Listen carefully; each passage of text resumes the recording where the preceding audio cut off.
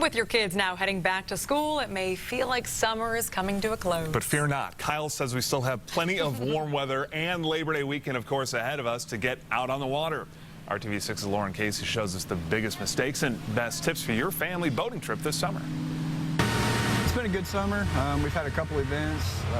We've had a couple minor boat accidents. Brad Robbins is an Indiana conservation officer patrolling the waters here on Geist Reservoir. We hopped on board the DNR's boat along with goldfish swim instructor Andrew Joseph to find out what mistakes people are making on lakes right here in Indiana. We have a lot of people this year that have started towing somebody without an observer on the boat. And by observer, he means that in order to pull someone behind your boat, you need a minimum of 3 people, the person being pulled, the driver of the boat, and a spotter on board. That's tip number 1. Tip 2 is a warning to drivers.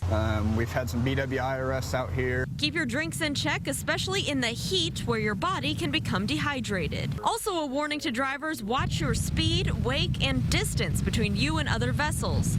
Tip 3 comes from an incident that happened on Morse Reservoir, where a large wake from a much larger vessel overtook a smaller or lower sitting vessel in the water, and it actually sunk the boat. Tip 4 is all about jumping off your boat and reducing risk of injury. Feet first entries, keeping yourself away from the propellers of other boats. Number 5, if you see someone struggling in the water, try to throw them a life-saving device rather than going in after them. First things we teach children is reach or throw, don't go. We don't want to have 2 people in trouble if someone needs assistance. The last tip, life jackets for each person on board, no matter if you can swim or not. At a very minimum, it has to be on board the boat by law, and it needs to be readily accessible. Conservation officer.